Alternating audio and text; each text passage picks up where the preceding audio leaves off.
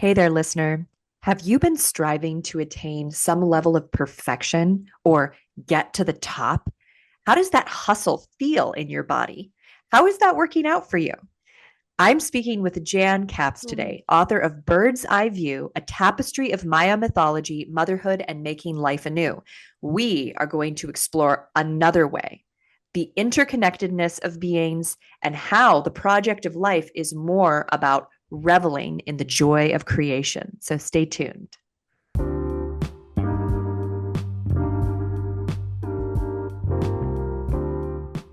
Every day there is a forgetting, and every moment there is the possibility of remembering. Remembering who you truly are, awakening to your body, to the inner world, to the experience of being alive. Here is where you find the beauty, the joy, and here is where you free your soma. I'm your host, Amy Takaya. I'm here to help you move from pain to power, from tension to expansion, and ultimately from fear to love. Hi, Jan. So nice to finally meet you. Hi, Amy. Thanks for having me. Nice to meet you as well. Yeah. For those of you who are watching on the YouTube video, there's this mysterious kind of like dark shape that's framing Jan. And she was just telling me that it's because her camera has a little crack in it. So if you're seeing that, we're just going to say that that adds to the mystery of this conversation today to have that little like slight shift in the way that her camera looks right now. Yeah, I do not have a looming ghost over my shoulder. Wonderful. Well, I'm very excited for this conversation. You have such a rich background, not only Hmm. in Mayan culture, but also working ground level to build projects and health systems, health infrastructure for people in Hmm. Guatemala, but also the personal experiences and personal transformation that you've gone through that I very much see as is likely connected to this exploration of a different way of viewing things, a less, Hmm. dominant kind of paradigm than the one that most of us in Western nations grow Hmm. up with. So then Hmm. that's maybe the first thing that I'll ask here is, you know, as you started to explore or become exposed to Mayan culture, what things became very clear to you about the way that you were raised that weren't really fitting in with that worldview? Yeah. So just for those who don't know the way I was raised, I grew up in a small town in North Carolina, was raised as a pretty typical Southern Baptist, which probably compared to the rest of the country is fairly conservative.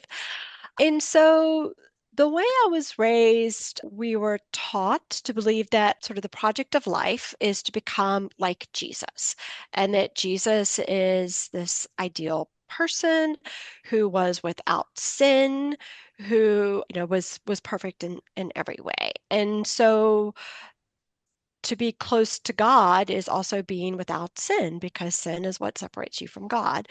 And so it is being, the striving to be perfect and thought and deed and your heart and your soul. And then when you add on to like what are the expectations of women of being, perfect mothers, perfect in your career, perfect, daughters, sisters, that's a lot of perfection to have to try to strive for. And I just felt like at every turn I was stumbling because I couldn't, as a single mom, particularly living in another country, like I just couldn't get there. And I felt like, asking for help or needing other people was me not being able to uh, meet those perfect goals. like a sign of Um, weakness, right? it was a Right. sign That of weakness. mm, Exactly. A sign of weakness that you can't do that. So when I got to Guatemala and just looked at what was around me and the way that the women lived, I saw how women were so interconnected, either with each other and with their families and their communities. And then also that they had so many different things going on, so many different projects. Like they may be, of course, taking care of their families as parents, but or as sisters, sisters, as daughters, as cousins, as aunts. But then also they all had a side hustle where they might be weaving or selling food or selling art or doing some other activity where they could make money.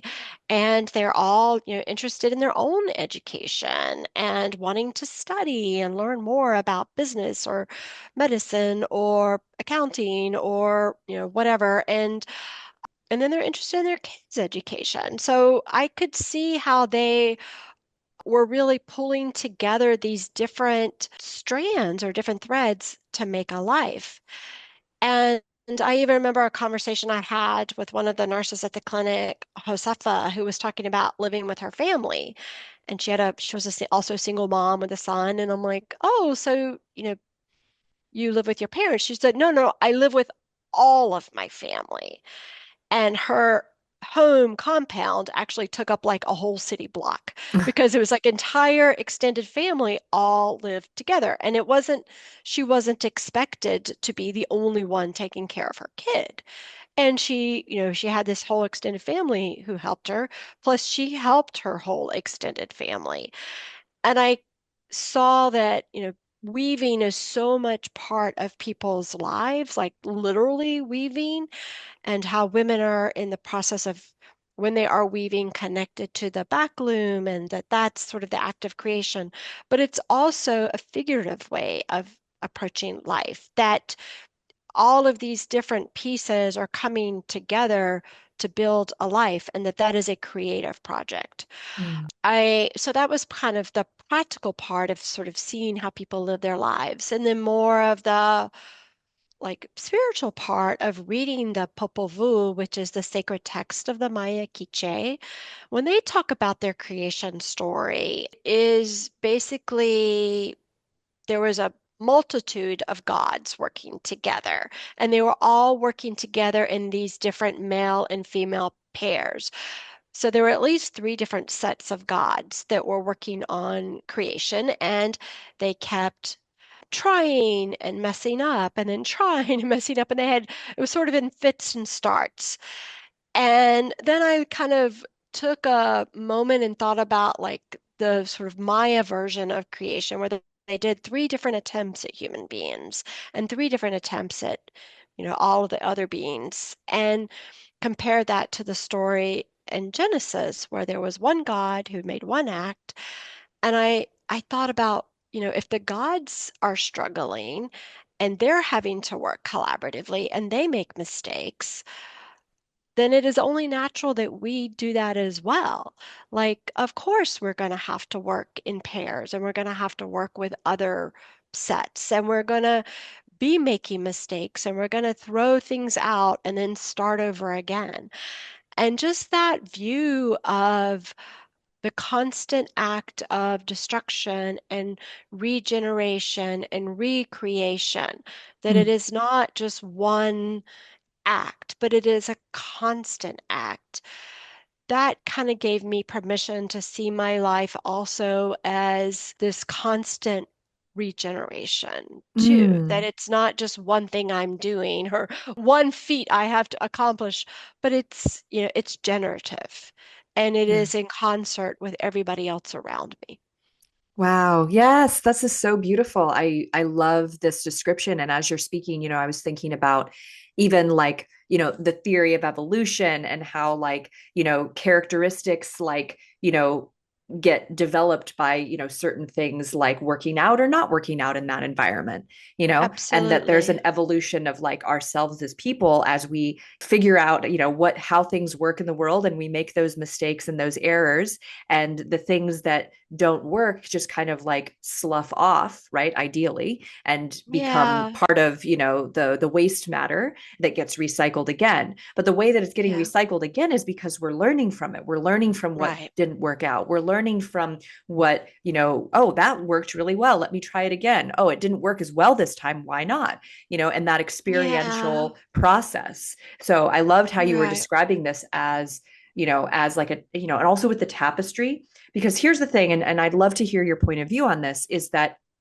one kind of, I guess you could say, criticism that I have heard from people who grow up in very like very intensely family oriented, situations where they're living with a lot of extended family. And I mean, you could probably even see this in like, Christians who are very insular in the United States, right? Where everybody's all kind of really close in and woven really close together, is that sometimes there are, unhealthy patterns and unhealthy behaviors that Mm, sort of, a person gets kind of trapped in that world because of all of the interconnectedness, right? And so I think that in mhm, response to that, it's very natural for people, and maybe this is true of like, say, people who, immigrate to the United States away from those traditional cultures, that they mm, want that independence because they at some point had some kind of experience that it was limiting or that it wasn't safe for them to be part of that interconnected collective,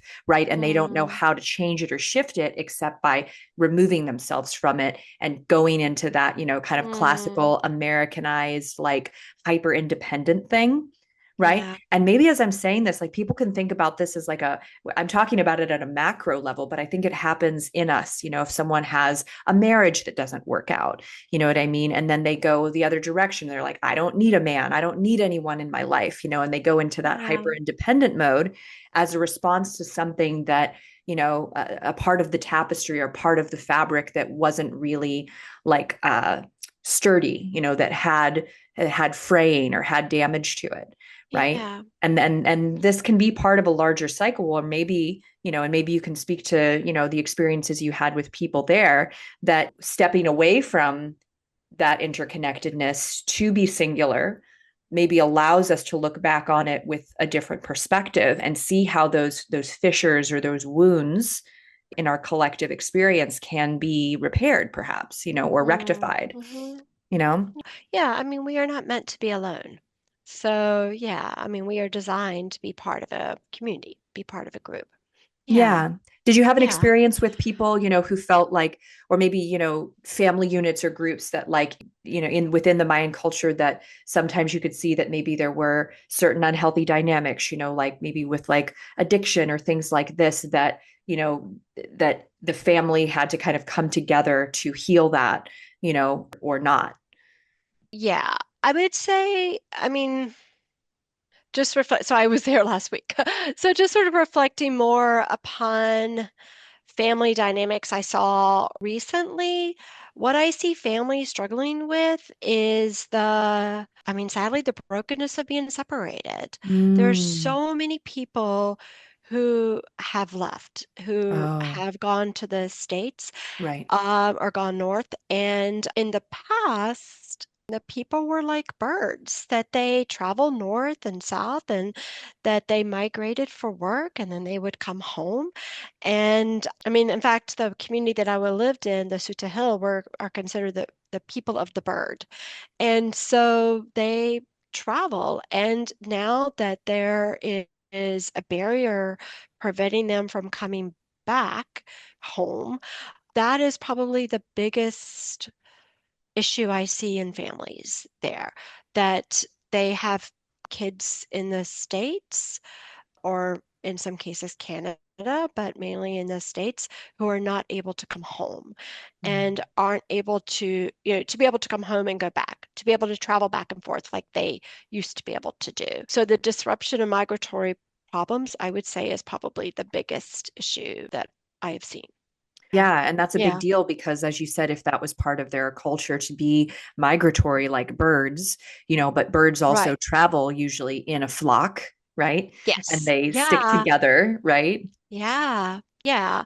And so the fact that, pieces of their family or community are gone and aren't able to be present with them, it has been hard for people, like young women who are in the States who have their kids left behind with grandparents, or other men who have their kids left behind or aren't able to see their families for years and years and years. That I would say is the biggest issue Mm. in families now. I also see folks who Well, I mean, I know a number of people who have kids with like developmental disabilities or, learning disabilities or other disabilities where they're not able to get the same kind of, supportive services that we get in the States necessarily, but that the family rallies around and tries to find a place for them. So I would say, I mean, there's a place for everybody. And whether it be like, let's just figure out where that person can fit in. Is it like maybe they can't run the business, but they can help in the coffee shop or other ways that so there's I would say that there's a place for everyone and everyone has a place. Also, just being in a community that where there's so much poverty, everyone has a roof. There's Mm, no one who sleeps in the street. And I think about, well, I live in Seattle, and the epidemic of homelessness we have here is just, it's unbelievable. And it's unbelievable how much money we spend on trying to house people, yet there's still people living in tents and living on the streets. And how did we get to be to a place where there's so many people that don't have a roof? mm. And in the place where I lived in Guatemala, like you may not have much, but everyone has a roof. And it's unconscionable that people would be sleeping in the street. Yeah, well, and it also sounds like this is a culture that takes a lot of like responsibility, and maybe this links back to what you were saying about creation, doesn't stigmatize people for their errors and their mistakes. Would you go into a little bit about like what you understood about, say, the way that people view, making a mistake or making an error? Is it different, in that culture? Did you know that your muscles are holding on to thoughts, memories, and feelings? If you have a tight neck or back, you're not just getting old, you're experiencing a buildup of tension from the life you've lived. Most people don't know this, but there is a part of your brain that can reverse and prevent chronic tension. When you relax your muscles, you not only move better and regulate your nervous system, but you also free yourself from the grip the past has over your body, so you can live with freedom, confidence, and enjoy your life now. How does that sound? Join me, Amy Takaya, and discover what my clients are raving about at youcanfreeyoursoma.com. I don't know. I don't know if I would say it that way. I think so. The other part of it, there's another thing which is I call pena. It's pena, Pena, and it literally means pain. It can also mean shame. And this is something different that I think has to do with like the history of Guatemala. When you're in other Spanish speaking country, well, in Guatemala, they just use that phrase a lot. No hay pena, no tenga pena, me da pena, like constantly, don't worry, don't have any shame, don't worry about it, don't feel bad, or I feel bad. And it's like there's this layer of guilt or shame over things that I don't hear those phrases in other Spanish speaking countries as much. And I wonder, when I was there, I was just wondering, why is that word so ubiquitous? Why is there so much shame? Why is there so much pena? Why is there so much pain in Right. people's conversations? And I think that also has to do, and this is just my theory, but the time in which they had what they call the armed conflict or the Civil War, which was from the early 60s to 1996 is when the peace accords were signed, but there's still conflict even after that. That during that time, there was really, I'm going to say brother against brother, but neighbor against neighbor, where people were turning on each other. And, the army and the military were trying to break up these bonds of communities that had been together for hundreds of years, in part to take people's land. And people would be forced into the military or recruited and then sent to other villages around the country to engage in genocide.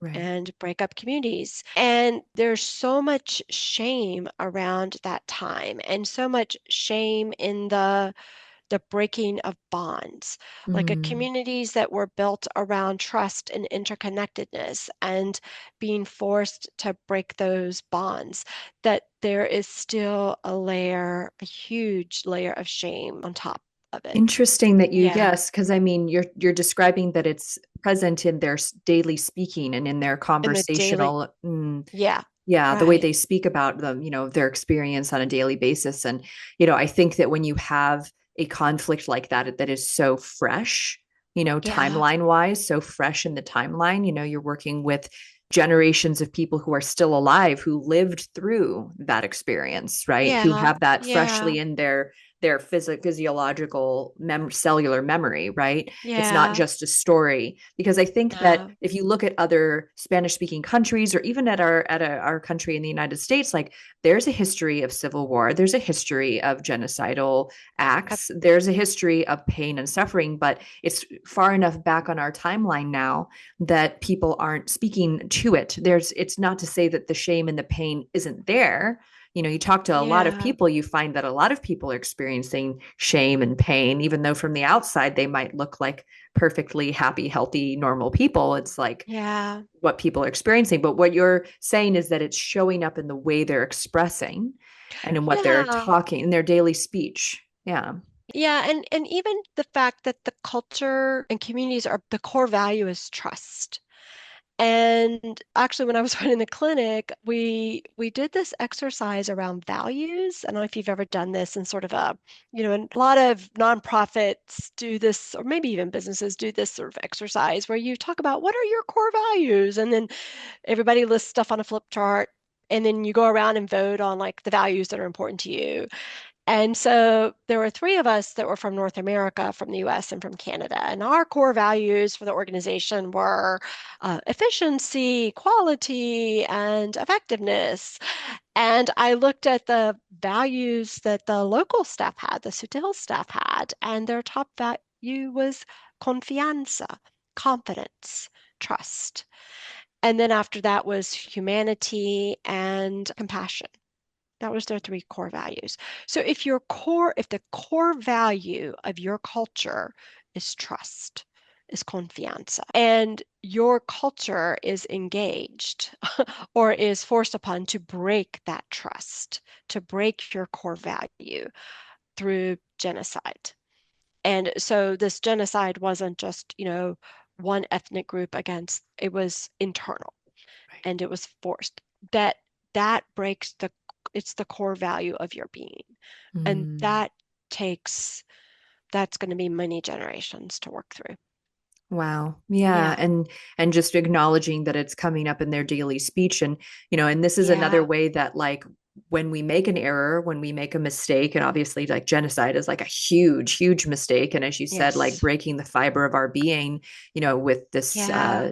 distrust and creating a sense of, lack of safety, right? Like Yeah. it can, and it sounds like it possibly will reorient people back to what's really important. Kind of going back to people not sleeping outside there and that everybody has a roof, right? Like there is a kind of heartlessness that you sometimes will hear or see from people when they see someone who's homeless. There's an assumption in the United States from some groups that they deserve that. They must have done something. They must be like a and you Mm, can see this in other cultures too. It's not just American culture. yeah. The caste Right. system in India definitely had like a lot of this going on where, they obviously have done something to deserve that, right? Maybe in like the Christian nomenclature, it'd be like they're a sinner, and so they've Right. done this thing to deserve this hellish experience that they're having, versus the kind of compassionate state of having just freshly made huge errors as you're describing in this Yeah. culture might lend itself to a certain level of compassion for other people who have made errors, who have done wrong, because they understand the pain of doing that, you know, Yeah. and have more compassion potentially for people, Yeah. right? Yeah. And I think the reason I sort of pause when you talk about doing wrong, I think the concept of what is wrong might be a little different. I would say, if there is such a thing as sin in a Maya worldview, it is pride. So Mm. pride is that is what is most, and I don't mean to be like proud of your accomplishments, proud of your work, but hubris. So hubris is the thing that people may find most objectionable. Feeling like you're above other people. Mm, Yeah, mm. That kind of pride. Yeah, that that egotism kind of kind of pride. that Egotism. divides you and another person and says you're over there and I'm over here. That Right, kind of thing. right. But so the error of, getting drunk or passing out in the street, like that, it's not that that's like a great thing to do, but I wouldn't say that that's like considered an error. I mean, yeah, in the same way that pride is Right, right. being Well, above other people. and I Right. almost feel like within American culture, like we don't even think about pride in that way. I mean, It's a um, good thing in our culture. it is. And, it's funny because you go to Yeah. other cultures, even say I traveled in Australia when I was younger. Yeah. And in Australia, they have this kind of way of, and they call it like tall poppy syndrome, where like if you're sticking your head up a little too much, they're going to Mm. cut you down to size. People sort of diminish their like value and say things like, oh yeah, it's not that great. Like if you compliment someone, they're going to like downplay it, they're going to like push themselves Mm. down a little bit. And I stuck out like an American, a lot because I would talk about the things that I was excited about or the things that I was Yeah. into, and they would hear it as being like, oh wow, you're really full of yourself. And I'm like, no, I'm just really excited about the You're things that just I'm animated into. about something. Yeah. Yeah, And yeah, I'm like, and I don't feel bad about myself. And yeah, that was confrontational to some of them because they're like used to functioning from a place of like trying to make sure they don't sound like they think they're too good. You know what I'm saying? yeah. So like culturally, there's Yeah, these funny things that we have yeah, around, pride and ways that people kind of like diminish themselves that I think Americans are the opposite. We can kind of come off as boastful yeah, to other people in other countries because we don't have yeah, that same like thing keeping us in check about that kind of stuff. yeah. And I would say, so like, for example, these cofradías, which are sort of like brotherhoods or associations, they have this tradition of like somebody who is like for Holy Week, the person who may be the wealthiest person in town, they sponsor parties. And basically, they spend all their excess money on a party and then it's gone. And it's like not having, one person have so much more wealth than everybody else. If there's a lot of money there, then you're going to spend it and you're going to spend it on like something for everybody. So everybody gets to participate. And rather than just one person feeling like they need to hoard for themselves.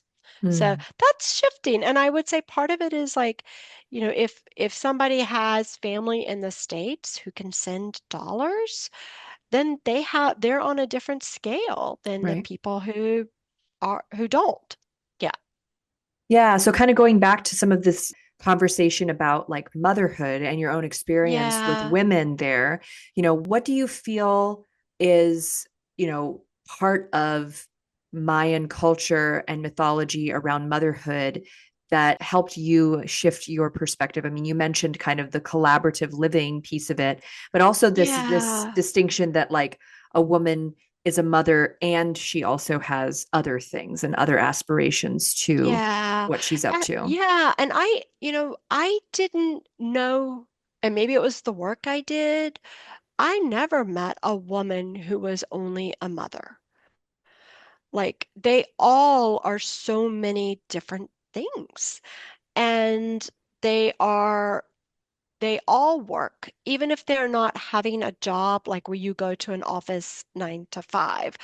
They all have hustles. They are all, like I said, weaving or growing something or making medicinal plants or making food to sell, or they have a little store, or they all have a hustle. And maybe the men have jobs or they're working in the field or doing stuff, but like that's a little ancillary to what the women are doing. Yeah. So, yeah. So the And yeah. So the And women I are ones really running the house, and they're running like the family and sort of the entire enterprise of the family. Right. Yeah. And then you said, as you describe it as these hustles, how would you describe their work life balance in terms of like, a lot of people, when they hear the word hustle in the United States, they think of like they're working a full-time job and they're doing a multi-level marketing, you know what I mean? And they're busy, Yeah. busy, busy running. But maybe it means something different in their culture. Maybe it seems to me like they might have, a project or things going on, right? Well, But they well, I also would have say there's another no such aspect. thing like work-life balance. That's not a concept. I mean, it's just life. Like Mm, there is no work life. As if to you, it's like you have your life and you have your work. No, this is your life. Like mm. your life is All of all of these it, things. all of these things. And so this woman I know, Lesbia, who's she's a midwife and works at she helped start a local like house for women to give birth rather than giving birth at home, they can give birth at this Casa Materna. And when I visit her at home and we're just hanging out chatting, she's sitting there weaving. And so she's got her loom tied to a post in her house, and she said it's just relaxing for her to just sit there and weave. And so her family is running all around. She's weaving, and then like she may sell that. And her oldest daughter actually finished college and she got a degree in PE. And she is a soccer coach, not a soccer referee. She just got her FIFA certification. So she's going to be a young Indigenous woman going to be a referee in international soccer tournaments, but she has a little store too where she sells candles and notebooks and just odds and ends. And then Kana, her younger daughter, helps take care of the younger son, but is also working as a primary school, like after school program teacher. And her husband has a bike store. And like they all have these different things happening in their life. And so this idea of like, oh, I'm just on one path with one career, one thing to Right. do. And I'm on a linear No, direction that like has an end or something like that I need to no. get to. Right. No, they're just Yeah. all doing multiple things. And so there is no work life. It's just life, and work is with people you care about and you are doing it with your family. Yeah, so I would say there's just not the delineation we have here. Right. And maybe not Yeah. as much compartmentalized because I think that, Yeah. you It's not know, compartmentalized. Yeah. I've found that when I was traveling in other countries, like there would be like a little family restaurant that's actually in somebody's house, right? And like Right. and there would be kids running around in the restaurant and outside the restaurant that were, the family's kids. And then, the Yeah. grandmothers would be making you the food and bringing it out. And, in like, I don't know, a more, I guess, Western, we wouldn't see that even with like say like a company Right. or a franchise. It would be so unprofessional to have your kids running around the restaurant while people are trying to eat. Like someone would be like Yeah. complaining about that, Right. or if you went to go see like a midwife or a professional and they were like doing a handicraft while talking to you, someone might be like insulted by that. They're like, you're not giving me your full Exactly. attention, how Right. unprofessional. But I Right. know that those lines don't like Yeah. exist in other cultures because I experienced that. I experienced that in Right. rural Vietnam, that those lines didn't exist. And there was Yeah. more, like comfort with all that life is and not trying to kind Yeah. of like section everything off into these little, Compartments of your life. Right. yes, yes. So that's Yeah. very interesting that you bring in that perspective. And, how do you feel that that has shifted you and the way that you operate in your life? I mean, I work in Seattle, so there's still some context in which, like, I have to work in the paradigms of this culture. I would say, so one, not that per se, but what did shift for me 25 years ago when I first started working in Guatemala. I worked for an American organization, a very small non-governmental organization that did have its ties in actually in liberation theology and sort of the I'm not Catholic, but it was involved in a very progressive Catholic movement. And the idea, the philosophy within that organization and work was about this concept of bringing heaven on earth. Mm. And what does heaven on earth look like? It's a life of dignity for people. And what is a life of dignity? It's that everyone has access to education and healthcare and land rights and small business opportunities and gender equality. And how do we make that happen? And so the person who was my director at the time said, the way we work is the work. And it just stuck with me. And I would say that phrase has changed the way I see the work. And so the way we work is the work.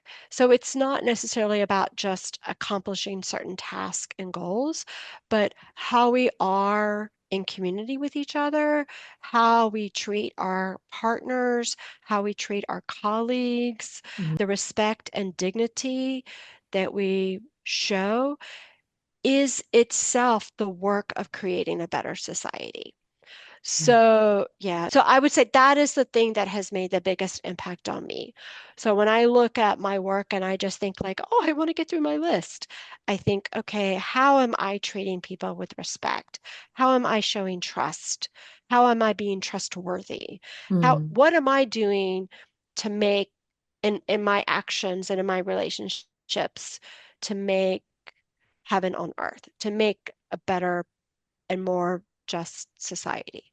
Right. Yeah, Well, and if you go right. back to that conversation that you had about the values that were written down by, Yeah, your team, and then the values that were written down, right? Like trust and compassion, right? and humanity. Confidence and Yeah, humanity, right? And then think about like if you're oriented to a project or to an activity, right? And you're carrying those as your yeah, values, how does that feel? How does it feel to show up with, wanting to create more trust and more confidence, not only, in your employees, but maybe in your client base or, right? Like, how does it feel to show up in that way versus how does it feel to show up where you're most concerned about things like efficiency?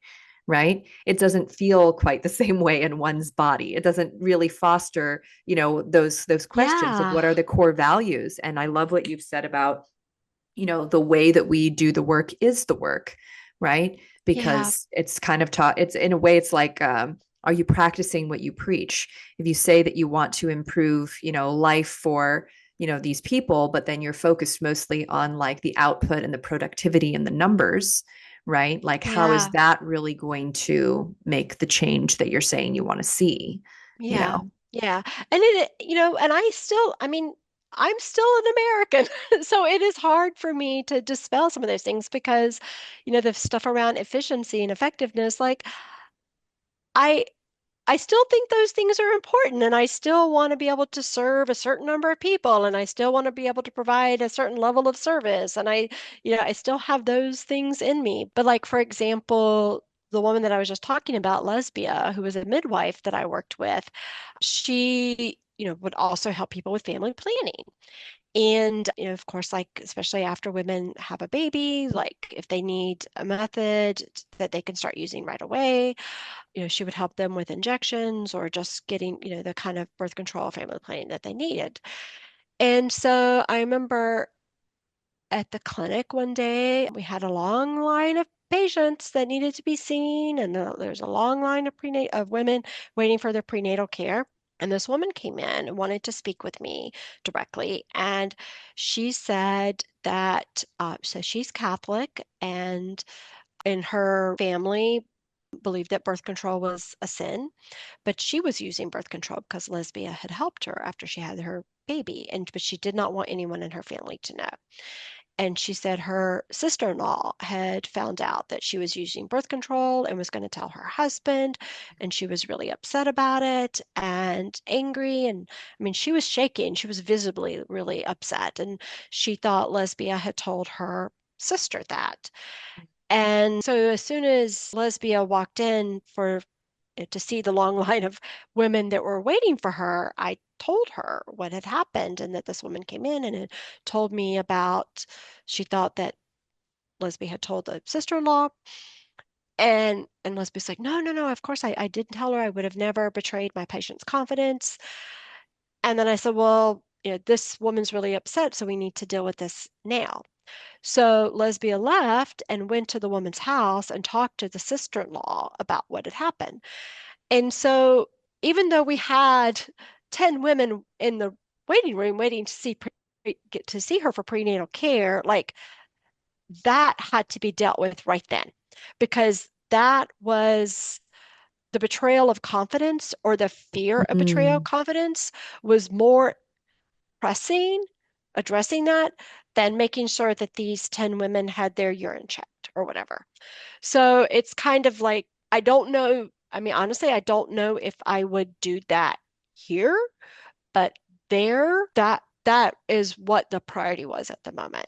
It makes Yeah, sense, like in within the context of that culture, right? right. And the people who are standing in line, if they had to know why they weren't getting seen right away, and it was at all like explained, they would probably be a little more understanding than the people in this country would be, like the just the Absolutely. cultural difference, right? Right. And I think that that's interesting, also kind of reorienting to like, you know, when we're operating from a connection to our values, and in this case, it was again humanity and trust, right? Yeah. That was being functioned from, how does that kind of like reorient our actions and the things that we're doing in response to what happens to us in life? Yeah.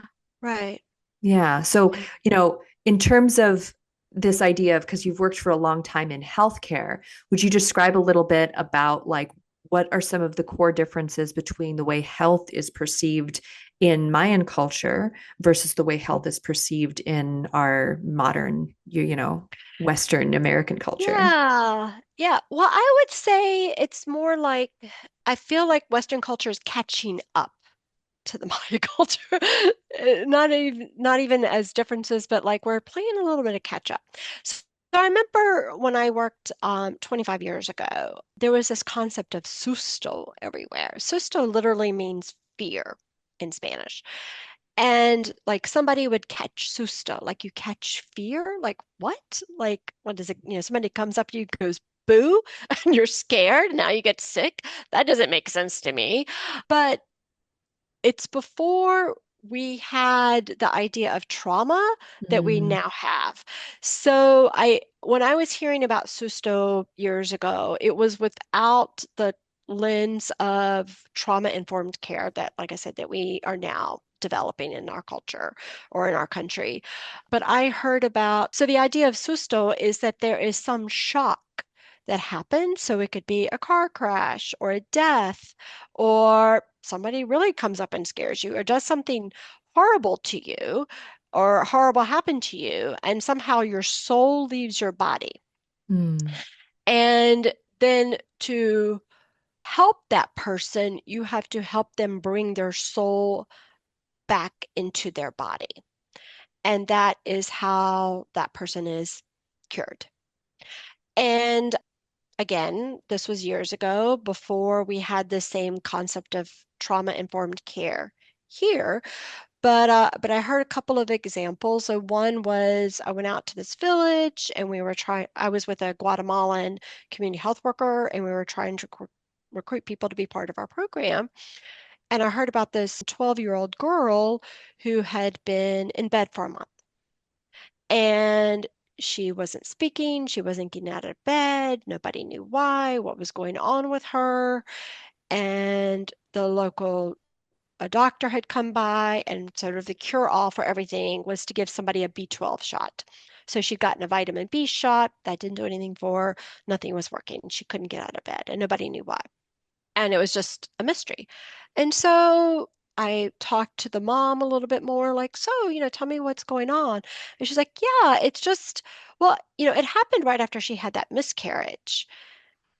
And I was like, oh. And so the community health worker and I looked at each other like, why is a 12-year-old girl having a miscarriage? And then, oh my gosh, this poor girl has gone through something really awful. And so I stay outside the house with the mom and just sort of chat, small talk with the mom. And then the community health worker I'm with, Lillian, goes inside and she brings her some tea and just has a heart to heart. And I don't know the details of what that conversation were, but the girl got up and came out afterwards. And so Lillian understood that there was something that wasn't just physiological. Something had happened to this girl, this 12-year-old girl who, you know, was presumably raped, got Right. pregnant, and lost a baby. And nobody talked about that, about why was the girl pregnant in the first place, or the fact that this sudden bout of Susto happened. But basically, Lillian helped her find her soul again and helped her bring her soul back. And I saw that happen in other cases too. There's this woman I work with, Gloria, who does Bach flora, flores de Bach or Bach flowers. Mock flower Um, remedies. Hmm.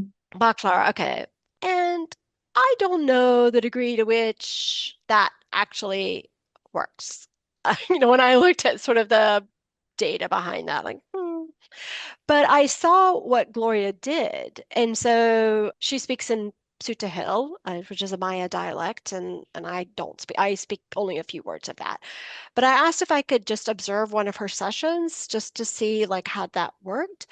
And because I don't speak that language, like there was no breaking of confidentiality. And I saw her, like a woman come in who was basically like tied, tensed. It was like a ball of nerves. And Gloria just opened her folder and gently asked her what was going on. And I could see as this woman talked, like her body loosened, her hands opened, and like tears were coming down. And I could tell just by her gestures and her tone that she'd been through something really horrible. And Gloria, I could see like was basically reaching and helping her find her soul and helping bring that back to her. There were so many cases, of that I saw in that. And then I come back and in this culture, then we learn, well, in Seattle, they're talking about ACEs now, these adverse childhood experiences and how they impact your health.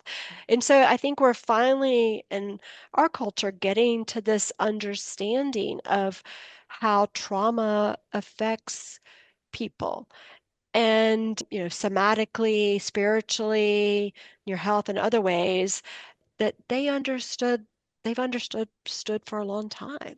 Right. Well, and I've heard of this Yeah. term in shamanism of like soul retrieval, right? Which is this, again, Yeah. this idea of we get fragmented when something happens. And if we're Yeah. going to take it like to a really just like neurophysiological place where we're imagining like neural pathways, when someone goes through a traumatic experience, they can get kind of stuck in a certain neural network in their brain, right? Yeah. That comes with a physical posture, that comes with, certain hormones being released, right? Like a Right. fear pattern where like maybe their amygdala is like really active and really hyper responsive to their environment, right? Yeah. And in that trauma response of those neural pathways, there are other parts of who they are. There are other possible neuropathways that usually, maybe in the earlier part of their life or at some other time in their life, were active and were running.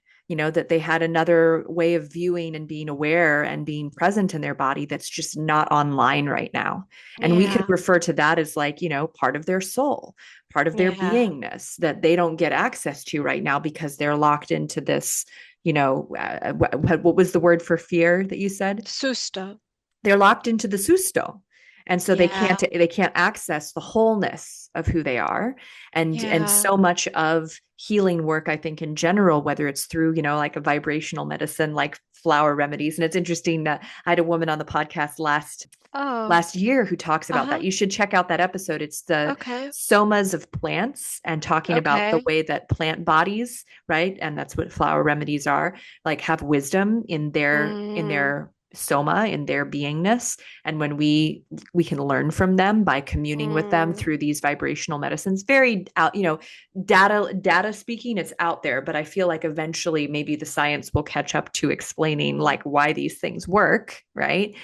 But that like bringing our soul, so to speak, or bringing all of like our self that is possible to experience Yeah. back online is it's a process of making it safe. And that's what you described with this woman, Yeah. opening her Gloria. folder and Gloria's spaciousness in letting this woman unload what was really happening, what had gone on, right? And Yeah. and also with this young woman who was laying in bed. Obviously, at some point she had gotten the message that it wasn't safe to express or talk or share about what had Yeah. happened to her. And that keeps Yeah. us in our trauma pattern when it's not Yeah. safe, right? And Right. so in so many ways, like a lot of it's about coming back into that safety, Yeah.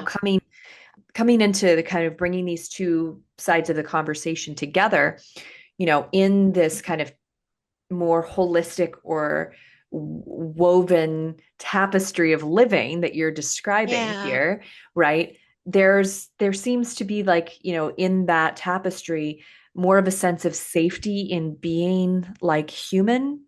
That's kind of like Yeah. something I'm picking up on here, is that, like, Yeah. that having your kids running around or doing a little project while you're having a meeting with someone, that these are things that people feel safe to do. Yeah. Yeah. Yeah, that's beautiful. So, this I guess you could say vocation and career has gone on a long time for you. And, you spend some of the year in Guatemala and then some of the year Hmm. in the United States.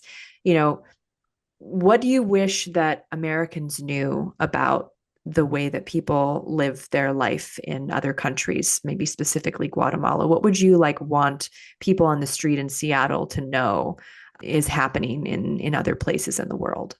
This may be a little different than a different framing Yeah. than you're asking, as I think particular where this country has been is going right now and where the path we seem to have started or continue to be on in the past couple of months. I think what I would like Americans to understand more is that we are not different from the rest of the world. Mm. That other countries, Guatemala and other countries, have had to fight for their democracy and for their rights for centuries, and that we in this country need to do the same as well. Mm. So I think we need to take a cue from other countries who have been in struggle and to understand that that is the time in which we are living.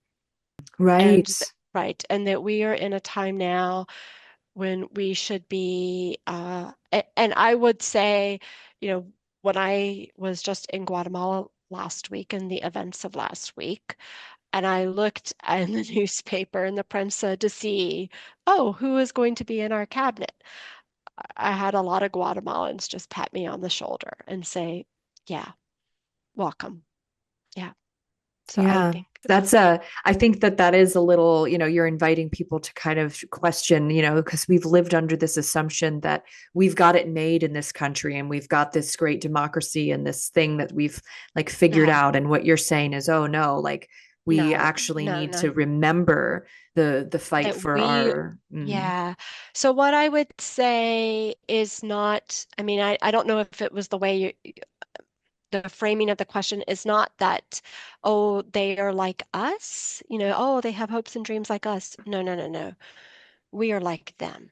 mm, And I think we need to understand we are like the rest of the world. mm, And this is what the world is. The mm, world is people who are struggling to get by, people who are trying to make the best life for themselves and their children and their families, and people who are searching for dignity.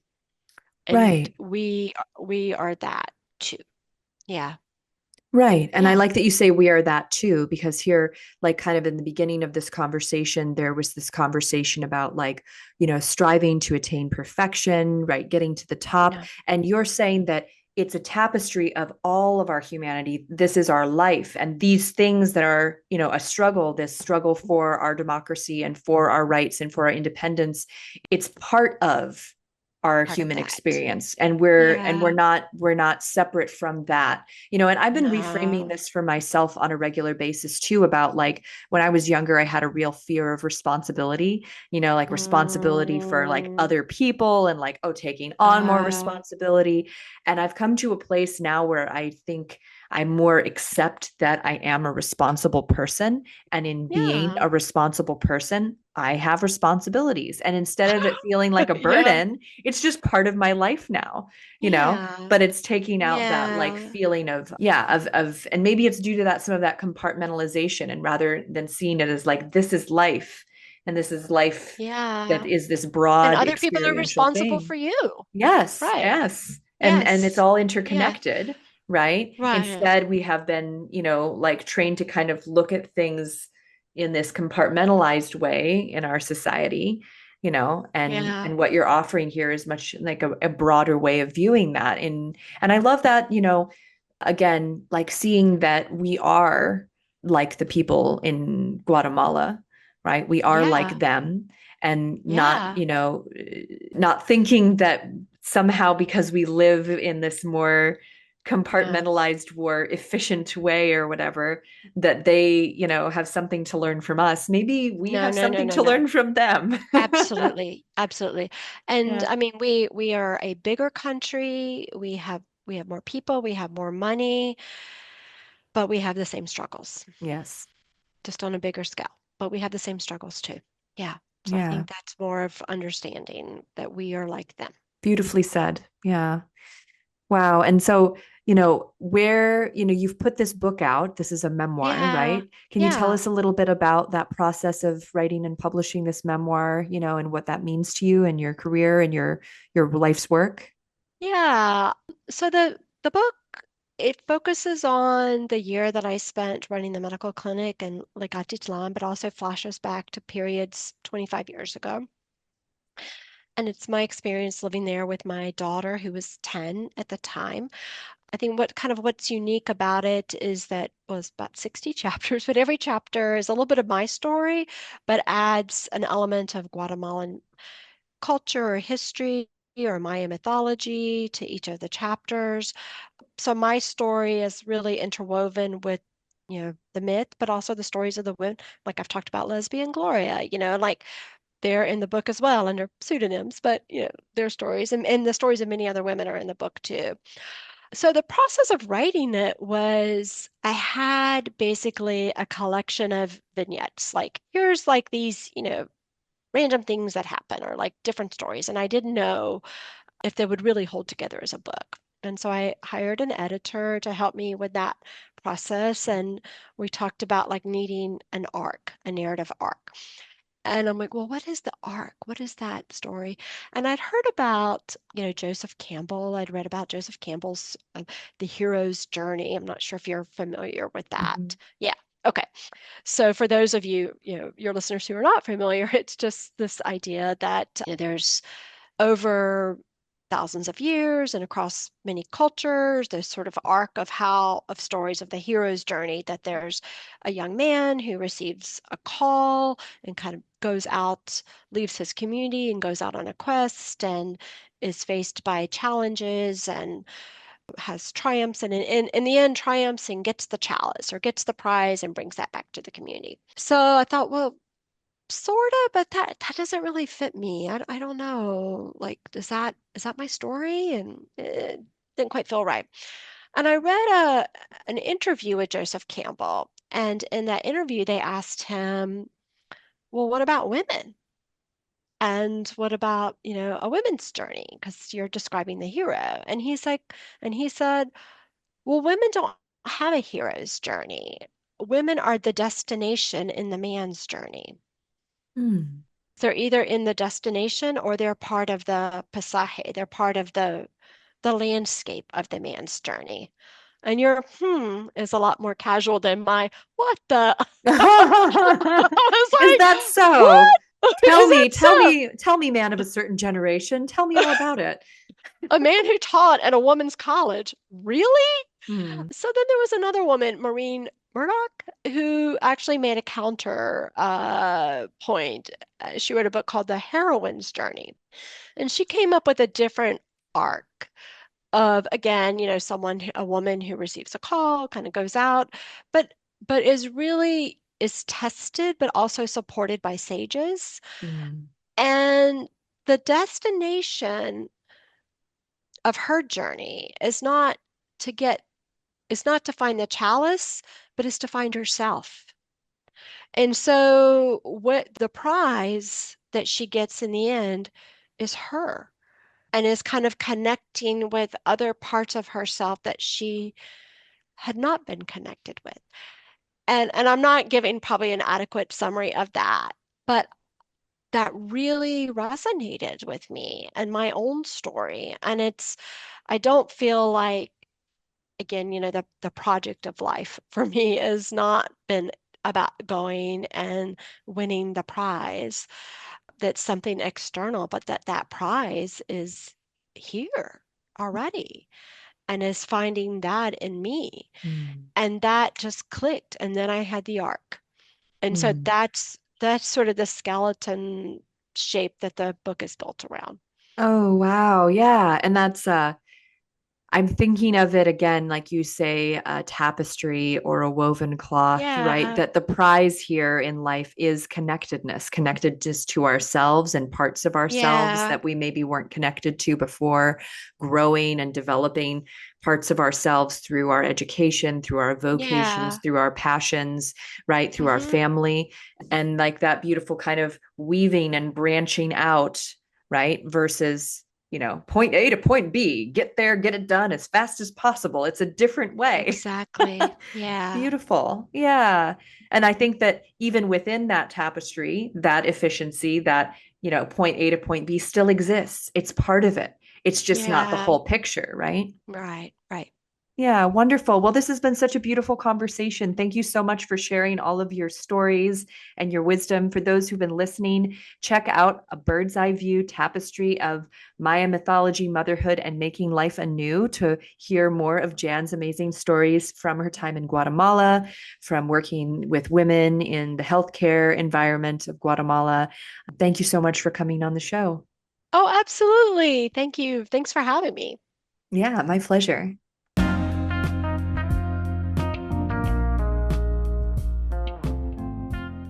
Hey there, friend.